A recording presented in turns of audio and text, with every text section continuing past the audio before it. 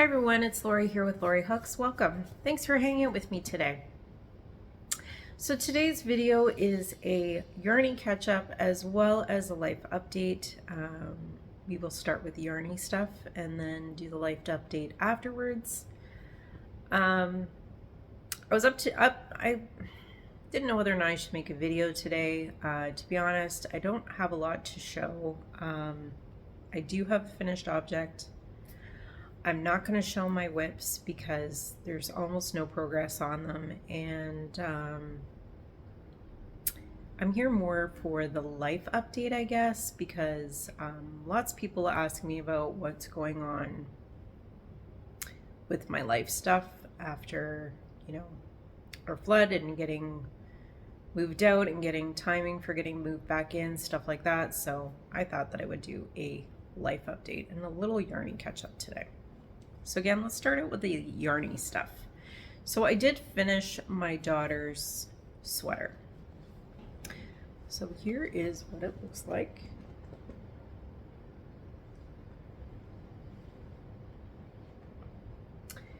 And I'll insert a picture here of her wearing it. So this is a raglan style sweater. I've made raglan style sweaters in the past. I did start out with a basic count from sweaters that I've done in the past and tried to increase, and she's a lot smaller than me, so I had reduced the counts, but it wasn't working out well from what I originally did. So I started the sweater and I got work down to probably about here and had her try it on, and the shoulder area was bunching and it was much too big. So I frogged it back. My initial chain was just too much for the shoulder area, so reduced all that, left the same body size, and again started again, and the second time around was much better. Continued through the body and finished the body of the sweater, and that all fit well. The neck was a little bit big, but not a big deal. I just did a single crochet decrease around the neck to pull it in, and that all looks much better now. I also did some extra decreases in the shoulders to try to pull that in to help the shaping in the neck and keep it, when you wear it, so it doesn't push back too much, because raglans have a habit of doing that. And then I added the sleeves on, and again, the sleeves were trial and error. I would do, well, to be honest, the first time I did like 3/4 of sleeve and I thought that I had plenty of decreases in it and tried it on, and the sleeves were gigantic on her. She has little tiny arms. So again, frogged it all back, started again, added way more decreases, reduced my counts, had her try it on again. The first time I did better, but the elbow area was still too big, so I reduced that again, continued on, and then once I had one perfect sleeve and I had good notes for that sleeve, I made the second sleeve in no time and got the sweater finished up. And the pocket is, I just winged it on the pocket as well. So that is her finished sweater, and she seems very happy with it. There it is again. And the yarn that I used for this is,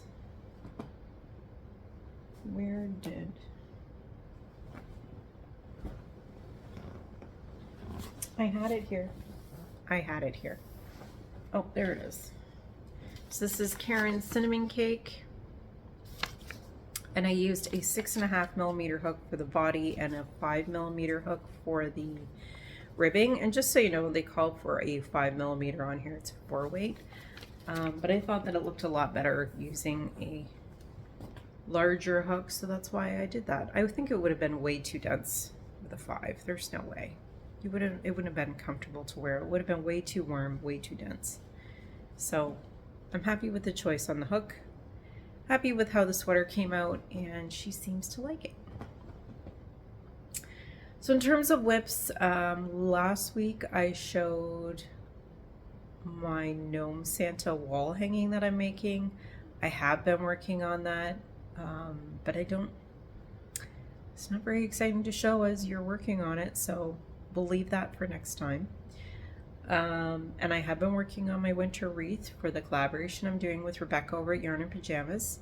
So that is a year-long collaboration that we've been doing, and I will link it in the description box below if you haven't checked that out and checked out Rebecca's. So that's what I've been working on for that. And beyond that, it's been life update stuff going on. So let's get on with life update. If you're new here, we had a flood in our house in mid-August.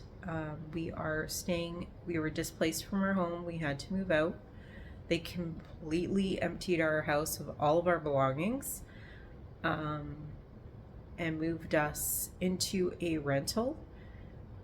They put everything in storage that is not something that you need, well, that we need daily. So,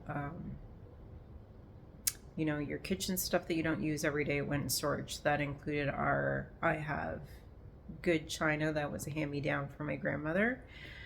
That all went in storage. Our china cabinet itself went in storage. The buffet went in storage.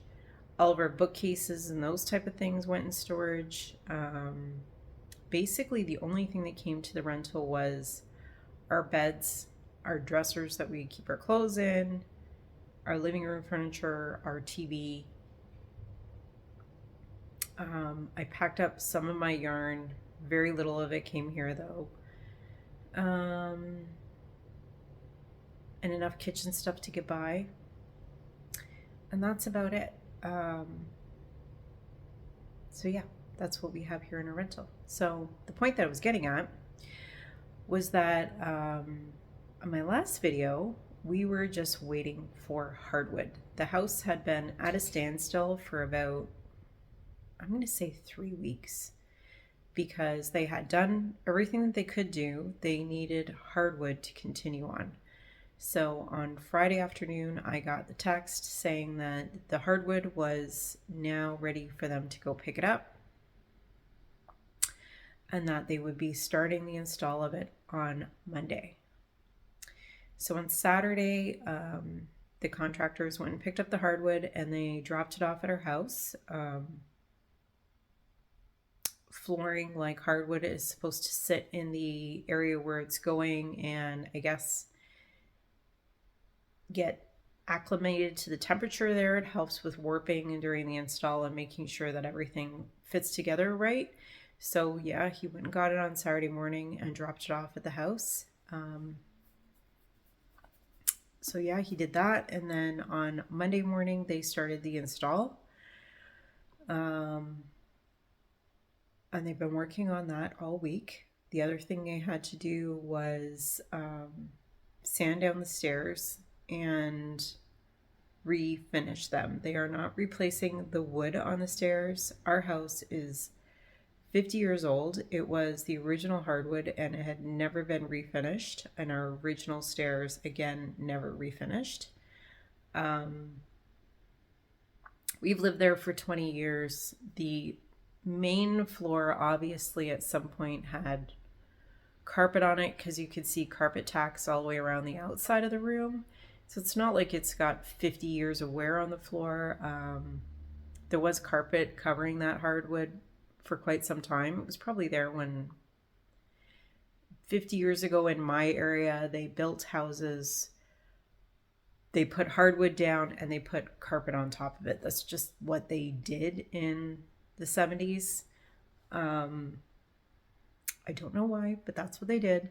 So there was definitely carpet for many years on top of the floor in the living room, and even looks like the dining area because the carpet tacks are there, but it's all one large L-shaped room, so it makes sense. Now the upstairs does not have the carpet tacks, and they're not the tacks aren't there anymore. It's just the holes are still there on the floor from where the tacks used to be, but they're not there upstairs. And the upstairs bedrooms weren't too badly worn, but the stairs themselves were getting pretty bad. They still are kind of bad because they did not replace the wood, because the wood itself was not actually damaged in the flood, whereas our hardwood was. The hardwood in some areas in the house had actually completely buckled. In some areas, the original hardwood had turned black from, I guess, the water damage and molding. Yeah, so they replaced all the hardwood. They did not replace the stairs. The stairs had to be sanded down and refinished. Unfortunately, they're not going to be a very great match because the stairs are red oak and the hardwood that we picked is hickory. But it is what it is, and at some point down the road, we will get our stairs redone and it'll all be good. So we're not worried about it. So we're very happy to be getting home. Our move date is scheduled for a week today, so December 8th. Just a second. Sorry about that. My work phone rang. Yeah, so we're moving in a week, December 8th. We're very excited. So they're going to come here to the rental on the 7th, the crew, and they will help us pack up what we have here, which isn't a lot, as I said. And I assume they will start packing the trucks on Thursday. I guess we'll wait and see what they do. And move us back into our house on Friday. And I did ask them to give us the weekend to unpack the things that are here in the rental, because this is our everyday stuff that we use every single day. So our dishes, our clothes, all those type of things. And it's the most important stuff to get unpacked. So I figured if they give us the important stuff that we really need and we get it all unpacked, which when we moved in here 4 months ago, we did unpack it all pretty much in a weekend.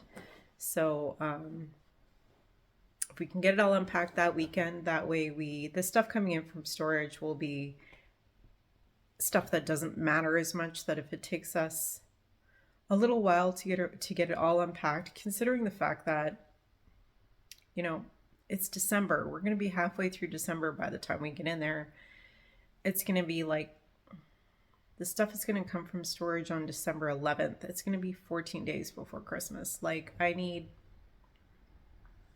need to decorate. We need to get ready for Christmas too. So the priority is not going to be unpacking those boxes. The priority is going to be making our house comfortable for us for Christmas. As it is right now, I am not scheduled to entertain at my house. My brother hasn't offered to do it either, so I don't know. But my parents can still come and stay at our house if they wish, so I don't care about that. I'll make sure that their room is ready for them. But that is my priority when we get back home, is to unpack our everyday stuff that we need, unpack our Christmas stuff and get ready for Christmas. And then if I have extra time, to start working my way through those extra boxes of stuff that we don't need every day. I don't want them to sit there for months and months and months, but at the same time, we need to purge at the same time.